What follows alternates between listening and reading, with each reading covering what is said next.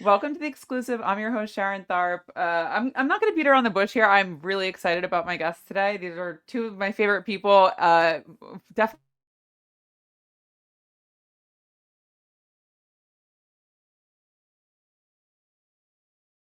Mutual. We're so excited to chat with you. I'm so excited just to watch the journey overall. I don't even know where to start. I guess, like, how have things been since the finale? Are things calming down? Are you feeling relief? Are you still, is there like a lot of lingering stuff? Oh man, I mean, we're relieved. Yeah. We're relieved. I mean, like, even though this season was like highly insanely spoiled, we still felt like we were holding the secret of our journey and how like far we went, like kind of close to us. And so it's kind of a relief now to just get to be able to talk about it and not feel like there's anything we have to wait or hide or like leave out for context or something like that. And I think that's been, at least for me, Yeah. that's been a huge relief. That's been different than Big Brother because everything was out when I got Yep. out. So like there was nothing I couldn't talk about.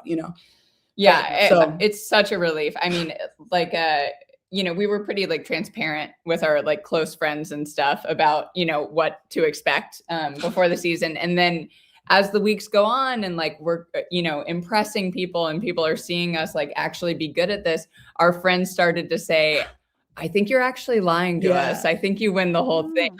And so we ended up keeping a secret that we didn't even try to have, with some of our like really close people. And so it was like a huge relief to just like finally have it out there. And and we're super proud of what we did. So it's nice to be able to just celebrate it now. Of course. And also I would be remiss not to say congrats on the marriage. yeah, thank you. Thank you I'm very always curious, like when you get actually married, because I feel like if I ever got married, I would probably elope like something like that to us, like very low key. Do you actually feel a difference? Like, or is it still new and like the Amazing Race stuff is all Okay, I happening? love that you asked this because I want we to had, know. so we had we have different answers. we have different answers. So we had like decided so we got married, I guess now 2 Wednesdays ago. Yeah. And the weekend before that Wednesday, we were like, screw it. We're sick of waiting. Wednesday's the 11th leg. We were nervous about it being aired. And so we were like, let's turn this day around. Let's get married on Wednesday. And so, of course, so like everything was last minute. So we got our marriage license and then we like scheduled our appointment at the courthouse to get married. And like the minute that happened, I said to Paige, I was like, do you feel different? Like, I feel different. Like, I don't know. I'm feeling something. And she goes, no. She was like, no, it feels the same. You feel different? I was like, this has been the plan. I was like, I don't, but I did. I got like butterflies again. Like I got all giddy. Oh. I did. I felt, and this bitch was like, nah, I'm cool. I mean, I was very happy. I was shook. I was like, pull it off. No, but I know. Wow, I sound terrible. That's right. No, like in my head, it's like, this is the life that I've been wanting. And, we've actually already been living it. And, and I'm like, so happy to keep living it, that like, it felt like a regular day in like the best way because every regular day is the best day with my wife. Okay. She trusted. That was sweet. That was okay. Come on. That was a great answer. Thank you. Thank you. You did good. I'm a very good wife. You did good. I love it. I love it. And Izzy, so you mentioned, right? Like when you were on Big Brother, obviously that airs in real time. You watch the episodes later on, but like there's not much you can do and it's all in real time. Now you had 6 months plus to think about how this was going to be edited. What were your thoughts overall on how your team was edited? And was it different from what you expected? Oh my God. I mean, like I'm pleasantly surprised. I think like I had nothing to work with on Big Brother. So like anything feels like a positive edit to me, but I think even when we step back, I really feel like we were one of the teams that was like telling the story of the season, like of the race, that we were like really integral to the storytelling. And that felt really good because, I don't know, it just like meant so much to us and we poured everything into it. And we felt so like connected to the race. It was like actually kind of like, I didn't realize how seen I would feel to feel like I actually got a journal of our time back. Right. Edit, I mean, of course it's like, I'm 75% happy, like there are things that I wish were slightly reframed or had more context or like even moments that it's like, why didn't you just show that whole thing, Yeah. I feel that also, but overall, like, Yeah. I don't think we could be happier with our Yeah. portrayal I think- on the show. I think we came in with, we tried to keep our expectations low. And Yeah. I was really focused on keeping like the running the race experience separate from the viewing experience, just, you know, to protect those two separate. But yeah, I think we were really pleasantly surprised to feel so seen by the edit. I'll happily take some villain moments, you know, House of Villains, call me. Like, Yes. let's get it, you know, like. Yeah, I mean, yeah, she is evil, you know, like you saw the wheelbarrow, like that wheelbarrow is never going to be the same, you know, so they had to portray that accurately. That's so funny. No, especially after being so under edited, and like that's Big Brother's problem at this point. But like it was nice to see. Okay, I do listen. I have my complaints. Like that finale, I was just like, why carry it to the finale? And it was just such a like 2-second thing, and I was like, oh come on, we didn't get like a whole. I don't know. That was disappointing, I think. But other than that, Oh, thank you. Yeah. Yeah, it's okay. We'll happily steal some thunder from the finale, though. So yes, I want to talk a little bit about the finale. I know you guys have talked a lot about you were in Paris. You sort of ran amok leg over there. Funny enough, I was in Paris the weekend before that leg aired, so basically 2 weekends ago, and I was staying right across from Moulin Rouge, and like it was just a weird timing thing. wow. I was gonna text you. I'm like, this is odd. I watched it on Wednesday. I was like, I was just there anyway. From the Paris leg though, are you happy? I guess based on what I know and we've talked about, like that was a rough leg for you, even though you guys like did a great job. Like that leg ran pretty well. You were finishing things. Do you wish they had shown more, or are you kind of happy that they pared it down a little bit? Yeah, I mean, like, I guess, you know, I haven't been super vocal, but I also haven't been hiding the fact that the Moulin Rouge route info, can, dress, mess, debacle has been, you know, was weighing on me and was like difficult while we were racing and also difficult to process. And I was sobbing the entire time watching it back when it aired, you know. But I think, I don't know, it's twofold. I feel somehow protected by the edit, you know, trying to like maybe respect the fact that I wasn't feeling visibly that comfortable in that moment. And but I never think that erasing something is ever the answer, you know, like so even though it was like traumatic and hard for me, I think I would rather people know why I was feeling the way I was feeling, or, you know, I don't know. Yeah, the intricacies, the nuances of it, right? Reality TV is hard at showing nuance. And I think that was like a super nuanced situation for me, you know, being a butch woman and like forced to basically get naked to try to put on this dress, fishnets, and this corset. And like my amazing wife was like basically body slamming people to like stop them from putting makeup on me and like trying to be like, well, she's not going to get naked. Like, you're going to have to put it on over her bra, like as is, you know, like all that stuff. Mm-hmm. And I'm thankful for that. And of course that can't be showed, but like, I think I spoke about why it was so traumatic for me. And I think I wish that that was shown instead of just like allowing me to be a little bit of a buffoon and like, oh, they didn't do good at the dancing, which is just not true. You know, like we did great at the dancing. There were just so many other elements there that slowed us down. So yeah. So it's both. Yeah. I think like I don't want to give them too much credit, but I think maybe they were trying to do the best they could, knowing you know, they know. But I think the reality is I'm not ashamed of sharing the hard stuff also, because I think that's like really important for people to see also, you know. Yeah. And it gives context, like just based on what we've talked about. Like when I was watching it, and Paige, I can't imagine it was probably tenfold for you. It's like, it's hard to watch only because that leg, I can tell you were down on yourself.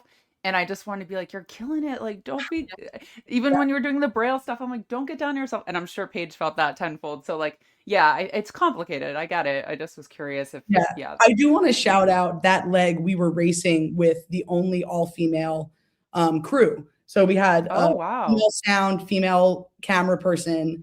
And I don't know, I was pretty grateful to be running with them that leg. And I felt very seen when we were in the cabs and how they were being respectful and how they were asking me questions about it. And Yeah, I want to shout out Catherine and Allie for sure, Shout because out. they were awesome, and really thankful to have been with them that leg for sure, you know. Yeah, and we also, I mean, this is maybe just our little like conspiracy theory, but we noticed in the episode a couple of shots at the Moulin Rouge that are, you know, intentionally framed shots of Izzy where her body and the dress is blocked by another person. And like, Okay. you know, maybe we're just making it up, like, but it felt like Catherine knew Yeah. exactly what she was doing. Yeah. You know, doing her job and also kind of giving us a level of privacy, Yeah. which was like, Wow. yeah, we felt very, very seen and held by them. So that was Yeah. cool. Yeah. Okay, that's a positive that came out of that then, because I didn't know that. That's Yeah. great. Yeah.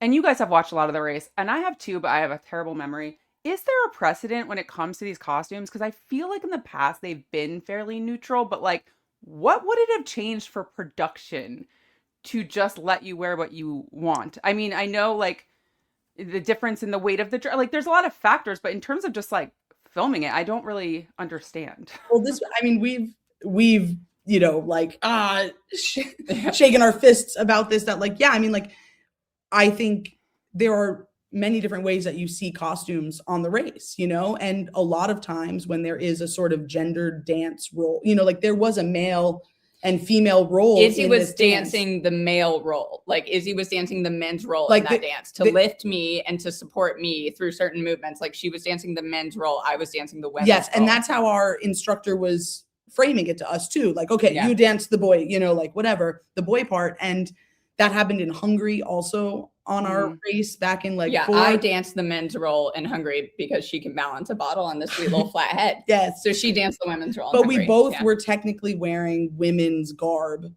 at that challenge as well. And no, it's not that. I mean, usually there are many times on the race, there is precedent that has been set that if you're dancing whatever gendered role, you just wear the costume of that role. And that, I mean, that would have changed a lot for me. You know, there's something about the being singled out in this experience of like messing with your identity, you know what I mean? Like, and so like if the all male teams, if I forget which one of them was, but if Jag or Jazz, who was dancing the women's role, was wearing the dress, I think I would have felt less alone and dysphoric, and like, because it was like everyone had to deal with a certain level of this identity crisis. And there would be like a little bit of a power of choice of like who's dancing the men's role and who's dancing, because I think in Hungary we still would have made the choice for you to dance the women's role. Yeah, for sure. But we would have had, you know, like the power would have been in your hands. Yeah.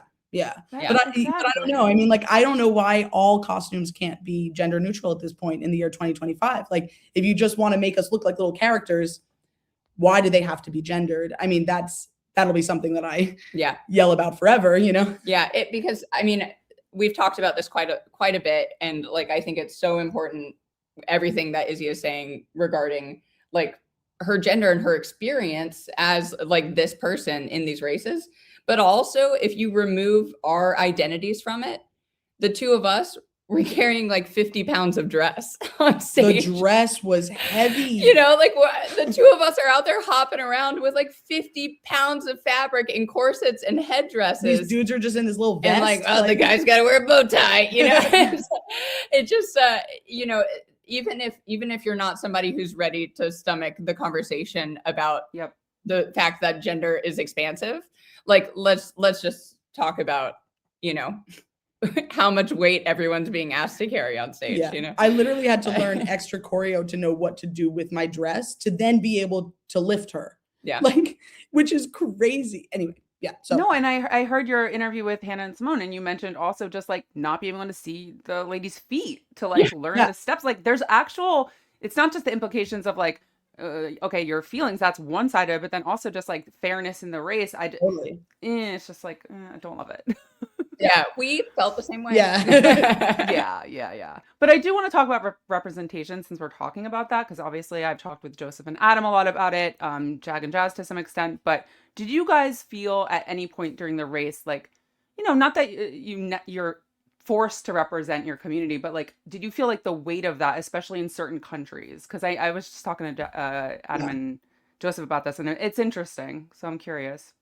I mean, we feel the weight of it for sure. I mean, something that we, maybe this is why one of the reasons people were feeling such like I don't know, solid relationship goals between us is like we also prepared ourselves to like actively show a healthy, happy queer relationship, because that doesn't always happen. I mean, media loves to show queer trauma and media loves to show the struggle. And I felt like we wanted to show the other end, the life, the joy, the like, you know, coming out on the other side and like proving society wrong or something, you know, like. Yeah, we were like extremely aware of like the reputation of queer couples in the like going back to season 1, like evil team Guido, you know, like beating people up in the airport, you know, like we have grown up watching that depiction of ourselves on reality TV. And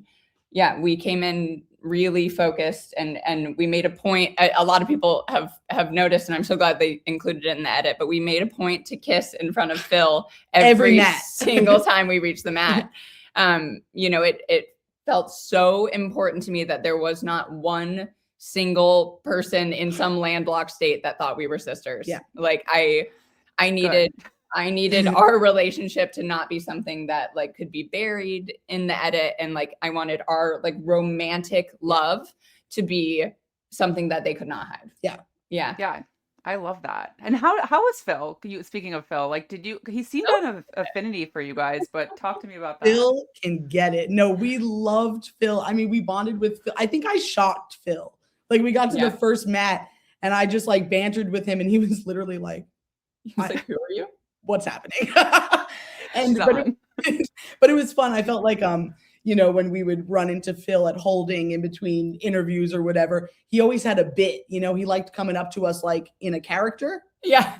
You know, I think we kind of like empowered Phil to like really let his freak flag fly. Yeah, you know? he was weird like, with us. Really into it. He thought that like we were starting the bits, and the whole time we were like, no, Phil, this came That's all all out you. of you. Like we're here for it. We're here to hold space for it. But like you decided on this. Yeah. He liked my toe socks. I wear toe socks. Oh yeah, he loved your toe socks. He loved my toe socks. Phil's great. I don't know. I really like Phil. I mean, I don't know him. Yeah. Listen, we appreciate like a host who is passionate about what they're hosting and what they're producing, you know, and Phil is super passionate about this, super passionate about Tough as Nails. Yeah. R.I.P. R.I.P. Actually, Paige and Phil bonded in Croatia after the U-turn. So like after the U-turn, that was the first moment where I really felt like, wow, our time on this race could have ended today. It could be finite. Like if I'm going to tell Phil I love Tough as Nails, I have to do it right now. And so we then he really loved you. Oh my God. Yeah, we finished filming our little Matt segment. And as we were walking away, I just turned around and I was like, oh, and Phil, one more thing. Really love Tough as Nails. And he just like left the mat and he came to us and he was like, it's my favorite. Tell me more. Everything. Yeah, he was like, do you remember Leah? She was amazing. We're like, we stand, you know? We're like, we remember Leah. Yes. Yeah, it was oh my God. Yeah. I love it. Going back to the finale, you know, I hate to ask this, but it was in your hometown. It's in New York City. You guys play the what if game. Well, okay. Okay, here's how we can absolve ourselves of the what if game. New York City is not meant to be navigated via taxi cab. No, what the And I'm sorry, but I will say this, but leg 11 and leg 12, no navigating from the teams. Like I'm telling you, if we got to take public transit and we're on foot in Paris, we would not have been eliminated. And if we had gotten to take public transit and we're on foot in New York City, we would have been competitive. Absolutely. Like we would have been competitive for the win. And so, yeah, we can absolve ourselves because it's like, well, you know. Yeah, I can confidently say I don't think we would have had any advantage. Yeah, none at all. In leg 12 because it just depended on what cab you got. Yeah. You know, that was I did not like that leg design at all. Like the Empire State Building was cool, but otherwise I'm like, what is this leg? This isn't even New York. I don't know. I was getting delivery. They didn't even have to do any tasks. Well, actually, like, why at the bakery was it not like bake 100 cookies or like box 100 cookies and do the little bows and like you have to get the bows approved? Like there were so little like tasks. It was just a lot of. Well, even the Sesame Street thing, I'm like, it's just this product placement. Like, where's the task? Completely. Right. Completely. They didn't then have to make a replica puppet or something, like nothing involving like anything. Yeah. Replica. Perhaps they could have lit a soundstage. I don't know. Like, Perhaps they could that have would have been the fair. puppets and done a whole Can you scene. imagine? We actually do a scene. Like, we could do that. Come on. Yeah. Anyway. Yeah, We're just suggesting things we would be good at. that's fair. That's fair. But yeah, I thought the same thing about In Paris too. I'm like, no one wants to just watch people in taxis the whole day. Like, I didn't understand that. Well, right. Even the scramble, we had talked about Yes. this recently. Like, you know, I loved the scramble in Greg and John's win on season 35, where they Yeah. had to go and actually do a thing, the trapeze thing, the glass blowing. I don't remember the third one, but like they had to do stuff at each Yep. location. And Yeah. I mean, we didn't, like, other than one park that we went to, Yeah. all of the locations to pick up a piece of that 3D puzzle were very simple. Like, there was just like, oh, and there it is. Yeah, you know? the museum that we went to literally had people stationed And we're like, from go the here, door go here. onwards to make sure you went directly there and didn't have to navigate the museum or touch like anything. at all. So So yeah, it was just going going It's cab. giving lazy. Yeah. Oh my Like God. lazy like design, but You didn't say it. Yeah. yeah. So Jag and Jazz going to win. I'm just curious because you've obviously had up and downs with them. Where do we stand with Jag and Jazz today? I mean, Jag just texted me, Jizzy stands rise. Jiggy. I'm so furious.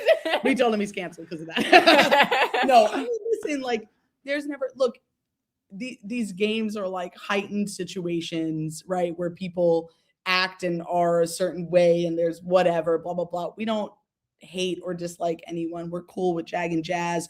I hope to never be on another TV show with them again. Like, no one else gets to be furious but me. You know what I'm saying? Like, Yeah. you know, That's so, fair.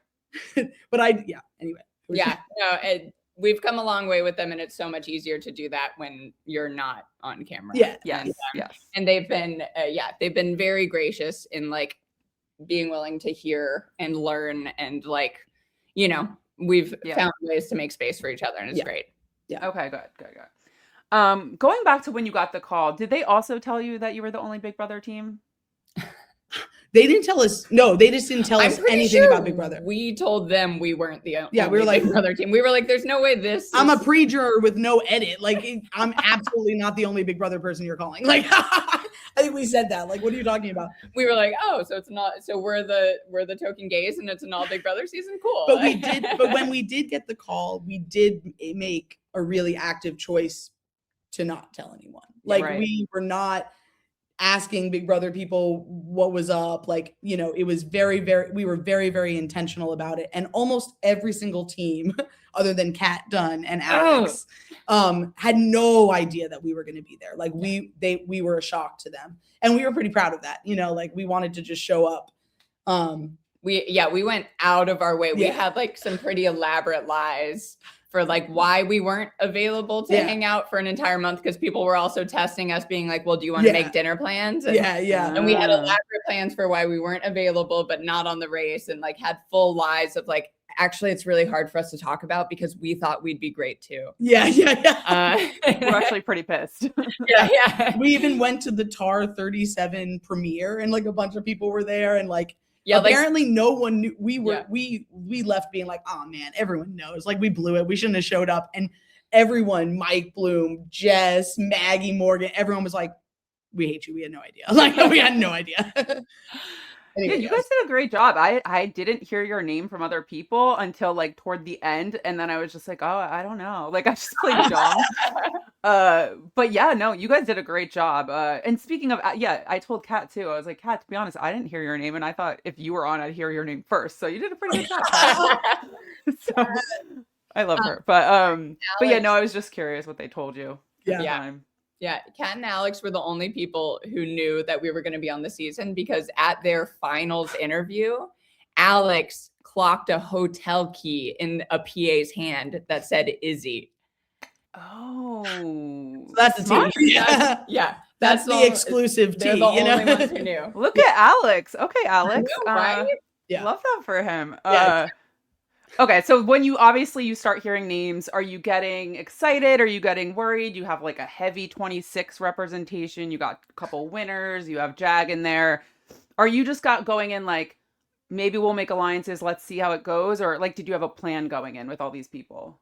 Well, we definitely didn't have a plan with anyone. And like, we talk about this a lot, where it's like, even though my OG show was Big Brother and that I love social strategy, you have to go in, I think you have to go into each one of these games understanding the premise and the strategy of that game. And to us, alliances only benefit the teams that can outrun you.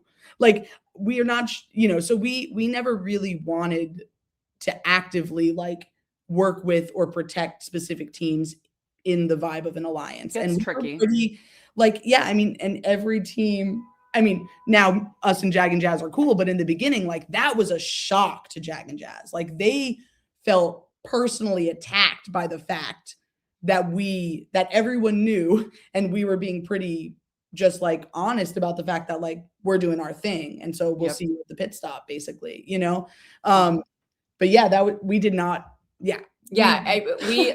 We believe, because like we are never going to be the fastest team on foot.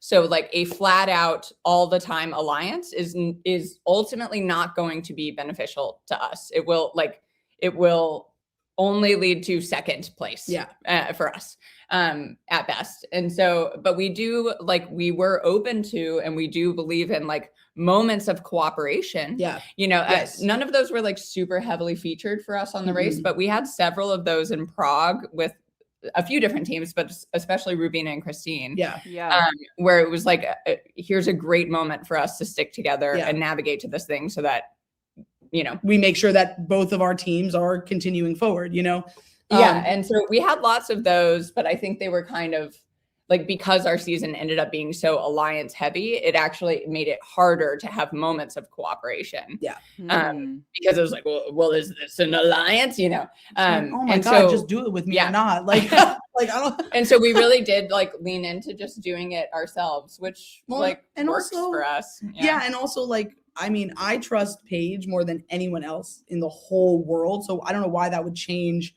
on The Amazing Race, and so we felt like if we're doing our own thing, we're continuing to learn how to communicate. We're continuing to learn how to better take directions and navigate and do things, and not relying on anyone else, I think, is one of the reasons why we stayed in the race so long, because I think we really got better and better and better. Yeah. And I don't think that necessarily would have happened if we were following or, or letting someone else do something for us or help us with or that, just in a larger team mindset.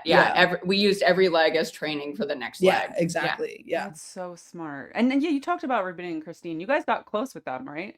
Yeah, we got super close. I think like it really started on that first, between legs 1 and 2, that overnight train ride was, I mean, the reality of that was just insanity. Sleeping in an open air train station for 3 hours in a stairwell, being kicked out by German police, like literally, none of that's in the show, but it was like, I can't even express how bonding that was, just like as people, to go through that. And on one of our last trains, that was like, I don't know, 4 or 6 hours. It was a long time. We spent with Rubina and Christine, and the cameras were off. Like, everyone was ultimately resting, and so we just like hung out, like friends. And we got super close with them, and we really wanted women to succeed on this race. We really wanted it to be all female teams in the final three. That was our goal. And so even though it wasn't an alliance, it felt so good to bond with Rubina and Christine as people, and then like feel like, okay, well, this is a team that we're going to look out for. We want to keep racing with them, Yeah. And we didn't make any like formal, agreements or anything. We just like saw each other. Yeah. And it was really nice. I think that's smart. I think you keep it loose, but you protect the people that maybe protect you sometimes. To me, that's the optimal strategy, because then you get to like a U-turn situation and it gets messy, and it's like, well, you promised me this, or what about? So did you guys talk about, and I want to talk about your prep a little bit, because I know you did a lot of it. Did you have conversations about, okay, what do we do if we get into a U-turn situation? How do we handle this? Or did you sort of go on the fly? Honestly, we didn't talk about it that much. We weren't really interested in U-turning anyone. I know it made it into the edit so much, Jag and Jazz being convinced we were going to U-turn them. But if you notice, there was literally never any footage of us saying we got to U-turn Jag and Jazz. And that's because we actually never said it. We really believe that like most of the twists on The Amazing Race are just meant to stir shit up and like avoiding the express pass, avoiding the hazard, avoid all of it and run a clean race and you can win The Amazing Race. I know that philosophy didn't like work out for us actually, but like we still believe that.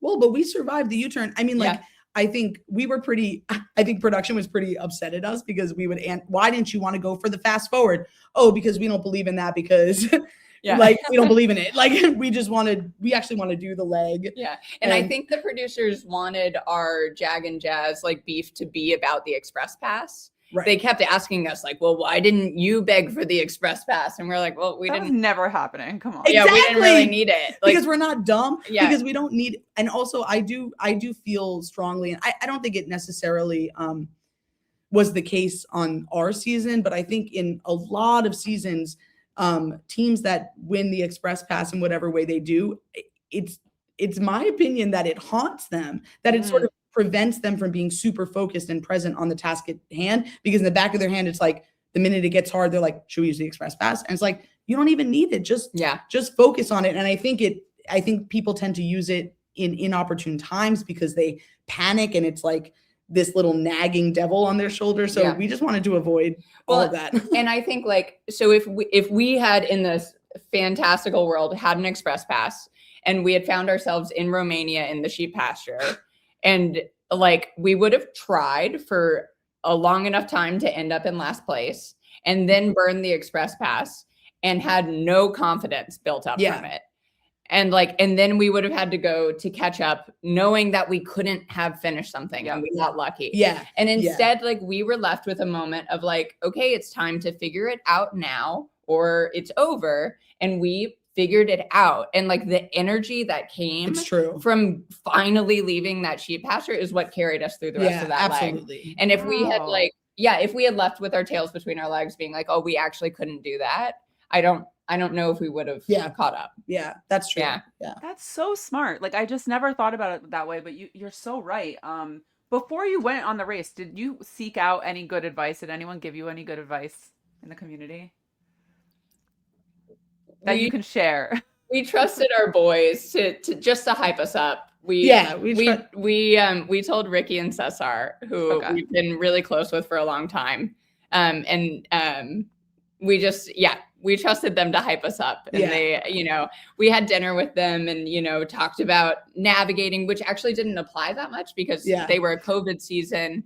And, it just was a different. But they were just our little cheerleaders. And they've been, I think the way that we think about the race is similar to the way that they approach and think about the race. And so it was nice to connect and sort of affirm ideas that we had and just hear about overarching philosophies about how they approached the race. And we liked the way they ran the race and we really trusted their approach. And so, I think, it was less so than little details. Cause I think race strategy really comes from knowing each other and knowing your team. I think that's the most important part of forming a strategy. But and actually our race couldn't have been more different than theirs. Their advice was to wake up and have a good breakfast and stretch before you run. And we're we're not on chartered flights, y'all. This crazy. This is we were we're gonna wake up and spend 24 hours on the Euro-rail and then be completely dehydrated and underslept and on our deathbeds and then start stretched. running.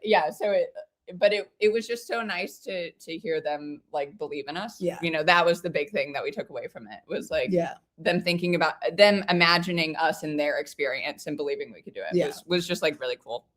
I obviously you did a lot of prep, but part of the reason I feel a lot of your success is your communication, which it's got to be one of the top in terms of couples that we've seen, in terms of knowing what the other person needs to hear in the moment, which I don't think a lot of people have, and you guys just worked it out. Was that something that you had to prepare a lot for, or is that just how you are? Is there anything on the sort of dynamic between you two that you had to talk about before the race? I think I think something that always bugs me specifically when I watch the race and watch teams. It's like, why are these teams acting like they're in competition with each other? Like, that's the part that always bugs me. Like, Paige is also trying to complete this task, and she would also like to win $1 million. And so, like, and the fact that we're maybe approaching something differently does not mean that one of us is right or wrong. So, like, that whole like attitude of how to just like interact with a partner or a teammate is like not part of our life, you know? And so like, I think we ultimately just like, we talk to each other like that in real life. Like, we've worked on our communication from the beginning, like from our whole relationship, you know, like it has been, how do we communicate? How do we both get what we need? And like, we talked a lot about like, we know how to support each other when one of us is stressed. Like, she knows exactly what to do when I'm like spiraling in my way, but like, what do we do when both of us are panicking? And so we did talk a lot about that. And that's why I'm glad they put it in there a lot, like asking questions like, do you want me to talk right now? Or do you want it to be silent? Like, just asking the thing before just like lending support in a way that you don't know is wanted. And I guess we practice that, right? Like, I mean, we just like, we think about that all the time. Yeah. I mean, I think that's like, I think that we have practiced that for a long time leading up to getting married too. You know, like we definitely like kind of named it and like legitimized a lot of it before we went on the race. But I think it's, you know, it's stuff that we've been doing for a long, long time. You know, like part of the reason I think the race was so excited to cast us is because they see us as these like polar opposites of like, you know, the extrovert and the introvert, and like, like how aren't they gonna totally right? You the know, artist and the builder, you know? Like, and all of our interviews were about that, about how like, well, when Paige gets angry, she gets quiet, and when Izzy gets angry, she gets loud, you know. But that's always been true, and like and like, so we've been together 6 years now, and we've been, you know, navigating it and getting better at it for 6 years. And you know, I wish that more straight people would think about the way that they communicate with their partners too, because it's like your life can get better every day if you just work on these things with another person who's committed to like being like in love with you. I mean, and like we are practiced in this in like a high stress professional setting, because like our jobs are super like collaborative, you know, like I do not work alone. Like when I go to rehearsal, I'm like there with like 5 other people that have opinions about this, that we all have the same goals, but are approaching it differently. And like, I think that like, I don't know, that way of communicating is just like ingrained in also how we work in high stress situations. And so I think like, I don't know, both of us pulled from all life experience to be able to run this race. So like, yeah, I think it's all, I'm proud of how that was depicted as well. Yeah. You're better people than me, because I don't think I could be so composed, but yeah, I mean, is this right, Paige? Correct me if I'm wrong. Did you write you're the top placing lesbian team ever? That's fucking cool. We're the top placing like lesbian couple. Oh, okay. Well, we can all take a little lesson from you, especially straight men, but especially. Going back to, I wanted to ask you, how do you think you would have, this is such a what if game, but like, what if Corey and Zach got on the show? Well, who would they have replaced? I don't know. Who did they replace? Or who were they? Yeah, I don't know. You're right. It kind of depends. Yeah, I mean, like, right, because like, do they take the Joseph and Adam slot? Because Joseph and Adam were actually really like integral to our experience on the race. So like, maybe that changes everything. Or were they the Tucker and Eric slot? Or were they, you know, I mean, I don't know. Or were they just in the, you know, Hannah and Simone were alternates. Were they in that mix for just whatever that slot was? Like, we don't know. I think it would have been super funny to have the Wharton bros on the race. I would have loved to see it. You know what I mean? Like, no shade to them, but no competition. You know, like, we would race against the Wharton bros. Is that mean to say? Should I not say that? Yes, that's me to say. Come on, Corey. Corey loves it. Corey, you know, it would have been fun. It would have been But fun. no, but we would have had a great I time would have with been them. thrilled to see them there because Yeah. I think they would have like raced in a kind of like similar to us, but like with a very different internal dynamic. I agree. And I think that would have been like, I think it actually would have been like advantageous for there to be a couple more teams that were thinking the way that we were. Totally. I don't know if I have a reason why yet, but Yeah. I think I would have been thrilled to see them there. Yeah. I think a little bit more independence of the teams just would have been. Yeah. Mm. We also would have talked a ton of shit, but yeah, we would have been very happy to see them there. Oh yeah. Corey is my boy, you know. I don't have any beef with Corey. Corey knows I love Corey. Like me and But Corey. you have classy beef. Like you have class. Like I don't know. It's not like messy in the sense that like it's malicious. It's It's a more Kobe fun. beef, if you will. You know? Yeah.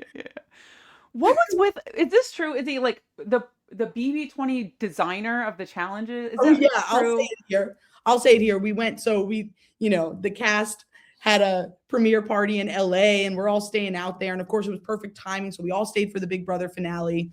And we're out there, and we're at the Big Brother finale, and it's like the sort of, you know, production and staff and like everyone that worked on the show is there, and we're chilling. And all of a sudden this guy comes up to me and he's like, Izzy, I wanted to introduce myself. I was the comp designer for Big Brother 25. And I also was one of the designers on TAR 38. And I went, I like didn't know what to say. What do I say? Anyway, and at the Thank time, you. No.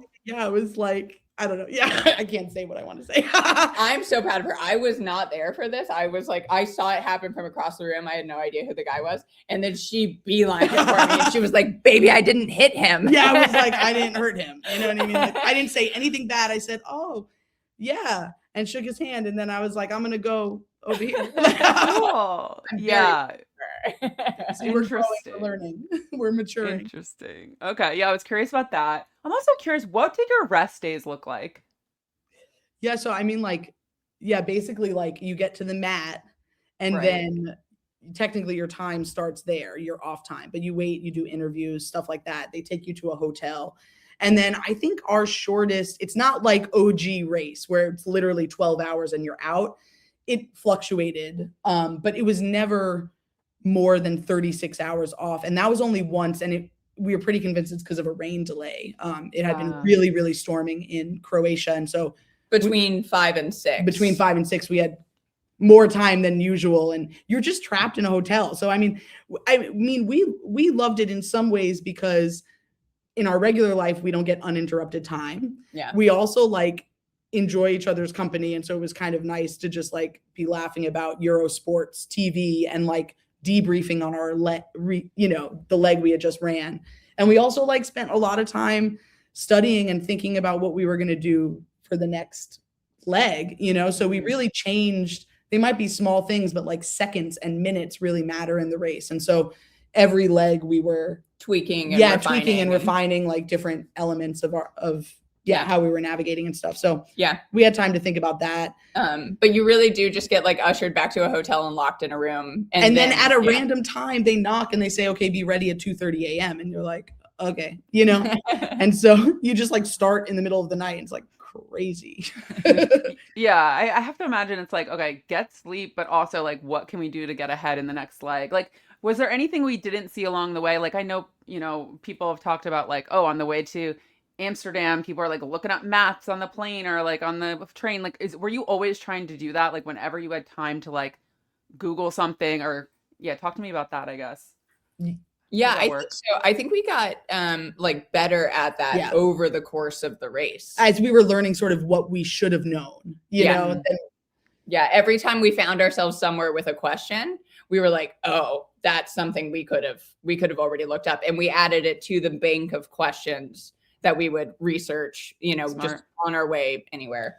But yeah, I mean, you've got hours to kill, like, I mean, we never got off of a mode of transportation and didn't already have directions to the next, to the spot where we had to go, so in transit was always information grabbing time. Actually, when we knew we were flying to Milan, we didn't know, the clue was like, didn't necessarily say what we were doing after we got to Milan. So, right, because our clue was on the car. Right, That told exactly. us like where to go. We just knew like fly to Milan. Right, we knew fly to Milan, and we knew that it wasn't very often, but the race has gone to Lake Como before, and we knew that you would fly into Milan and get on a train to Lake Como or drive to Lake Como. And so we had actually had directions to the center of downtown Milan and directions to Lake Como in case that was where we were going next. So when we landed in Milan, we could have gone north or into downtown, and we were prepared for that.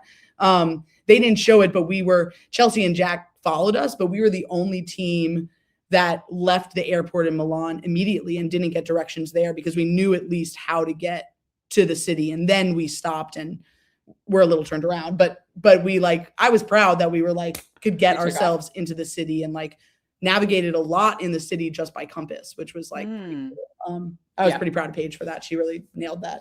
Yeah. Thanks, baby. But yeah, I don't know about a compass. That's what I want. I want to talk about that prep because again, I know Izzy, you got your license. You guys were running black legs, like I said. Was there anything you wish you prepared a little bit more for, or you overestimated, or tell me about that? Well, Simone said this on a big group interview that we did recently, but I think she absolutely nailed it, which was you do all this training and you try running and you try and you run with your backpack and you do your stairs. But have you ever considered doing any of those things on 0 sleep and 0 food and no water also? Because that's what the race is we did all this preparation of eat a good meal, take your electrolytes. Yeah, we're so good. And then we'll go for our one individual run, and then we'll take a break and then do a puzzle. And the race is actually compounding factors. Oh. And you have to be, even if you can't physically prepare to run while depleted, even if that's not a good thing to do to yourself, you have to be mentally and emotionally prepared that's what it's going to be to push and keep running when you feel not prepared to do that. And I think that's something that totally we learned was shocking. Yeah, we learned that the hard way. It's intellectually we understood that the minute we ripped the first clue for a leg, production was out of it, right? They're not going to provide meals, they're not going to do anything like that. But I think partially because of the way it's the show is just always edited, and also sometimes you just have to experience it to really understand what it was like. I think the reality of what that meant and us having no food for a 17-hour travel day and then running a leg was that's insane, actually. That's insane. We split one shared meal at McDonald's once at because we were all there and we're everyone's okay, I guess we go to the McDonald's, and we split a 2 cheeseburger and fries meal because we only wanted to spend €9. It was we were starving ourselves, Yeah, well, and we also, I think for way too long into the race, we had this mindset of it's a suffering game. Yeah. It's okay to suffer. And actually we were being bested by teams who knew that it was important to fuel themselves. Right. We'll keep saying it. Tucker and Eric bought a rotisserie chicken to bring on the train. And we were laughing about it. And it's no, they had so much protein. They were so fueled up. They were not hungry. Yeah. And and that makes you sleep better when you're fed.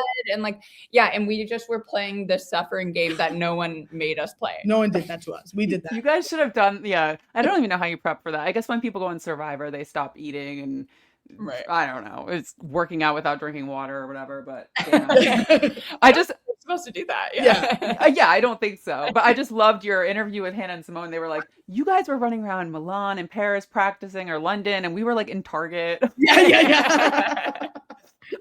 Dying laughing at that. I did think that was so funny, so cute. I love them so much. Yeah. Our favorite. A couple more random questions. I guess one of them between you guys, what did you, if anything, learn about the other person, or how has your dynamic changed, if at all? I always go first on this one, so you go. Oh God. Okay. I know this is something that I'd had hunches about before. I'm worried. But that this woman's capacity is so much deeper than she ever admits, What do you mean? We go on training runs and 4 minutes in, she's woo-wee, I'm dying. And I'm oh, well, I'm fine for 9 minutes. So I'm a tank. But when she says, oh my God, I'm dying, it's because she has felt discomfort for the first time. And when I say, oh my God, I'm dying, it's because You're gonna die. yeah. And like the fact that we were just like on this race, and so many times I was like, I see a shell of a woman, there is nothing left. And then she would just be like, now I'm gonna do this running roadblock. And she would just like, this woman has like a tank like no other, you know, like I always knew she was a tank, like but yeah, she just like really can keep going. Like I'm just like so impossibly impressed with like your physical ability, you know, like I think the show especially in episode 1, you know, you've got that little subtitle panting in the closed caption. I hate running, panting.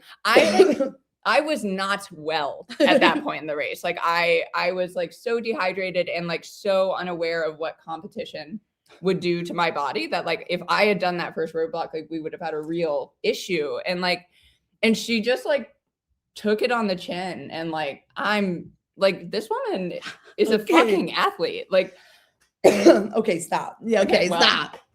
Well, No, I love it. It's true. She's a beast. Okay. Well, this one didn't know she was competitive. That's the part for me. That's like, she didn't know she was competitive. Like she didn't know what she was going to be like when she was competitive. I didn't even know if she was going to be that competitive. And she was feral as hell. Yeah, I heard you punched a wall or something. Yeah, kind of. She punched the wall. Well, it was like the first, yeah, right. Yeah, I already told that story. Yeah. But that moment of seeing that we had, in fact, bested Chelsea and Jack just on that last little stretch to the pit stop in Prague was like, I didn't know how hungry I was for it. I didn't know. That was embarrassing. That was bad. No, it was so good. I shouldn't have told that story. Wait. Well, I want to talk about your placement. Reality TV Fan posted it. I want to say it was around an average of 4, which is really, really good. At what point in the race, because I always felt like you had confidence, but was there a point in the race where you were like, holy shit, like we're killing this right now? Okay. It was honestly after we survived in leg 7. Yeah. That was it. Like I keep saying this where it's like we were a front of the pack team until we got U-turned. You know, like we were comfortable for the first 4 legs of the race, you know, working hard, but like we were Gucci, you know? Yep. And then we get to leg 5, we get U-turned, and it's like, okay, now we have to fight from the back. And so we had leg 5, 6, and 7 where we were like fighting to stay in it. And I think leg 7 in some ways was like our most difficult and put us the furthest back. Like we were the most in danger of going home in leg 7. And so it was like the most demoralizing, scariest. She's got to skydive, like, you know. We were further behind in leg 7 than we were in leg 11.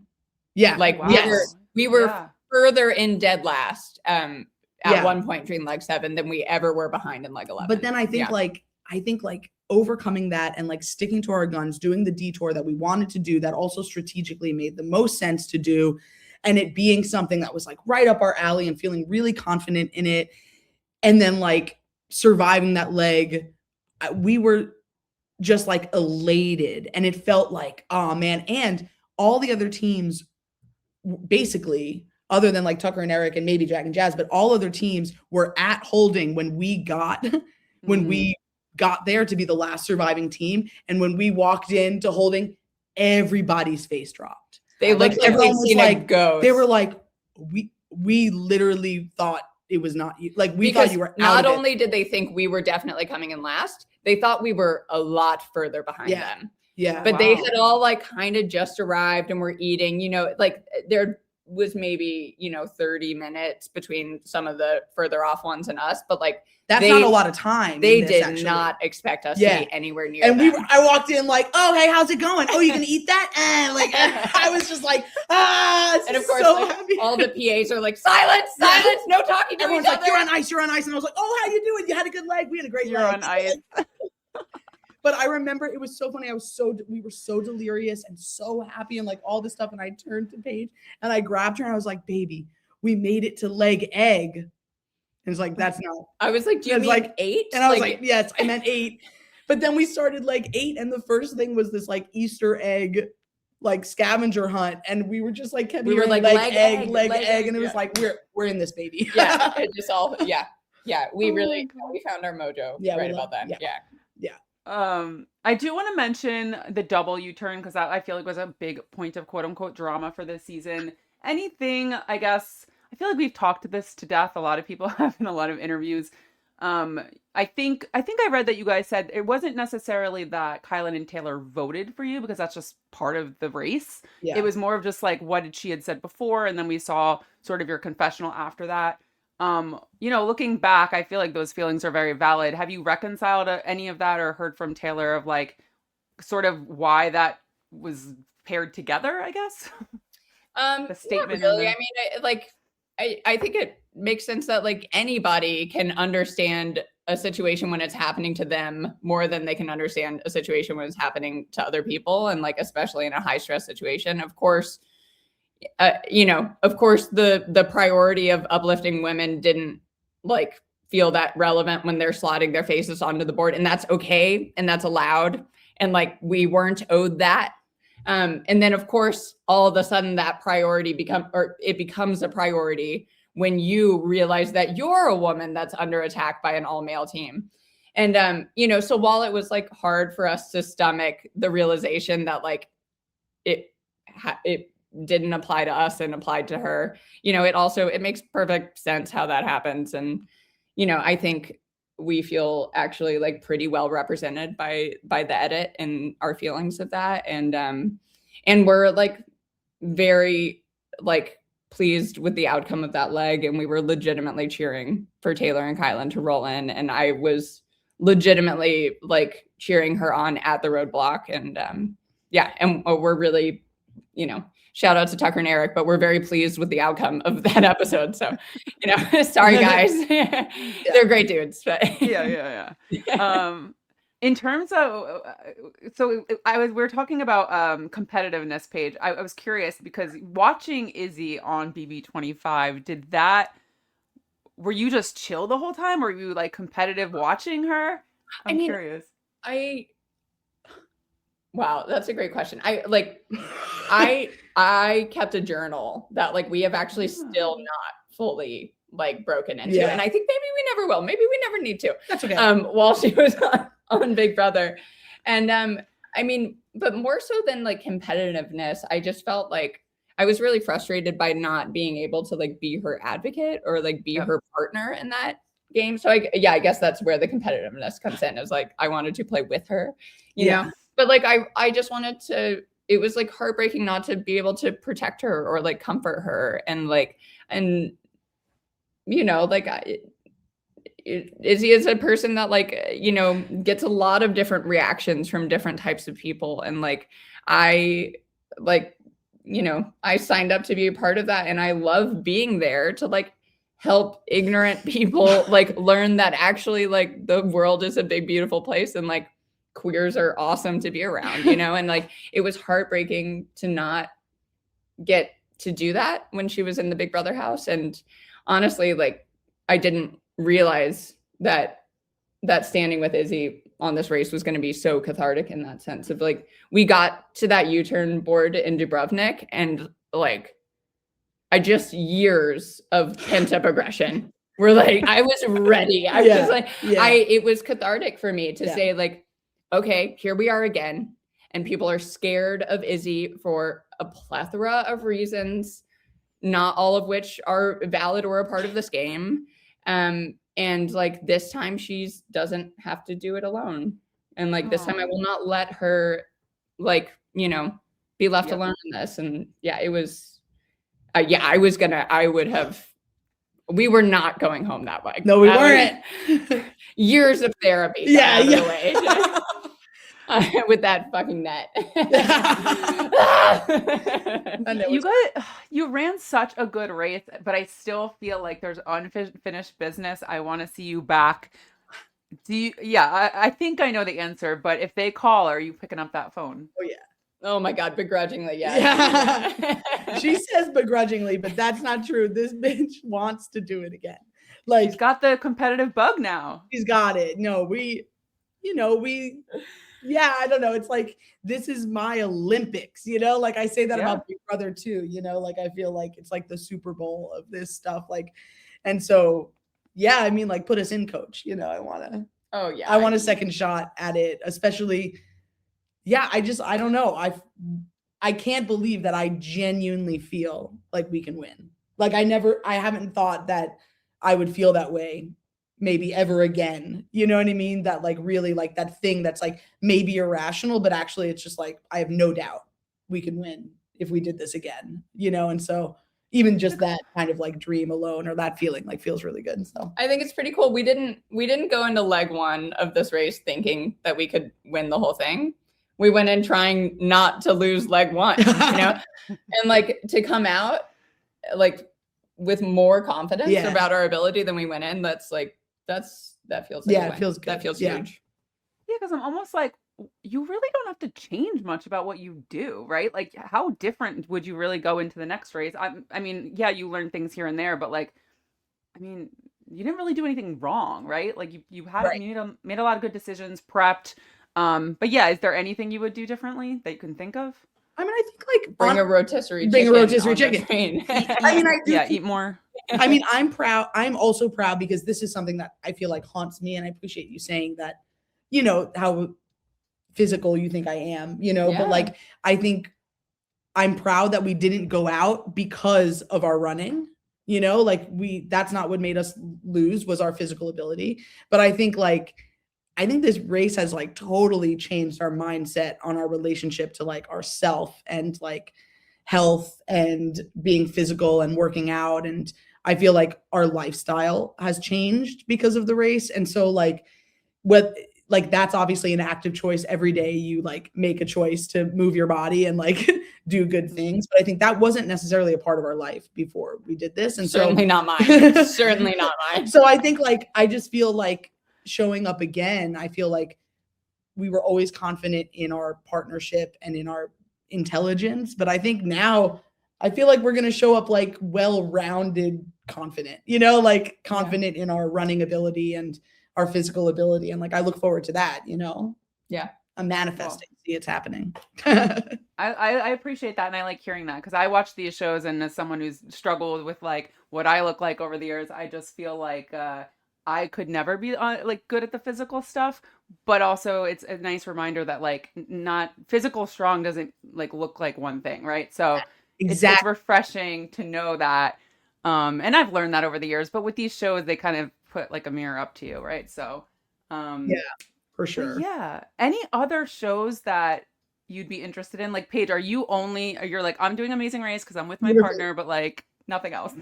No, I am arm candy only. Please, I'm tired. No. Yeah, I like Rap asked me to do their Mafia game this week, and I was like, absolutely not.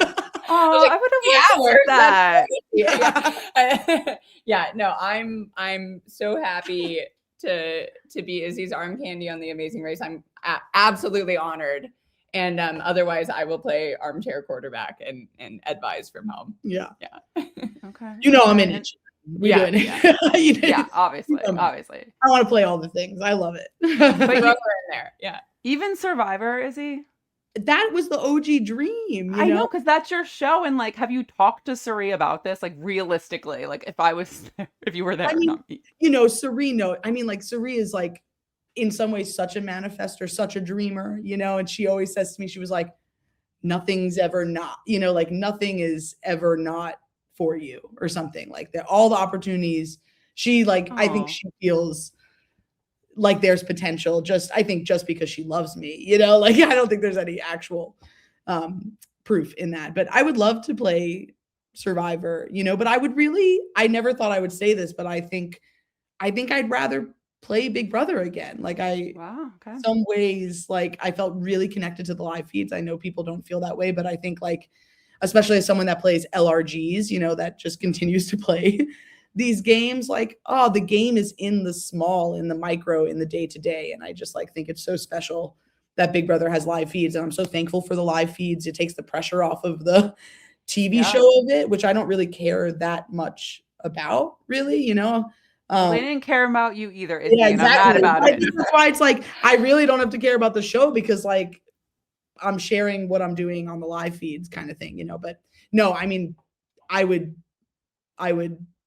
I would get on a plane yesterday if they Yeah. said go to Fiji, you know? Oh yeah, she's got her flint. She's, you know, I know she's how to make practiced. fire. Oh yeah, Okay. I know how to Damn. make fire. she's ready. Throw her in. Yeah. All right. Well, either way, I would love to see you on anything, you know that. But no, I appreciate you guys taking the time, and as someone who's gotten to know you even better over the last year, it was so fun and honestly really just nice to watch your journey and even through the ups and downs, and I was like, "No, I feel for you guys, but you seem like such a great couple, and I'm so, happy and proud of you guys." So, yeah, thank you for Thank you, Sharon. sharing. And we'll talk soon.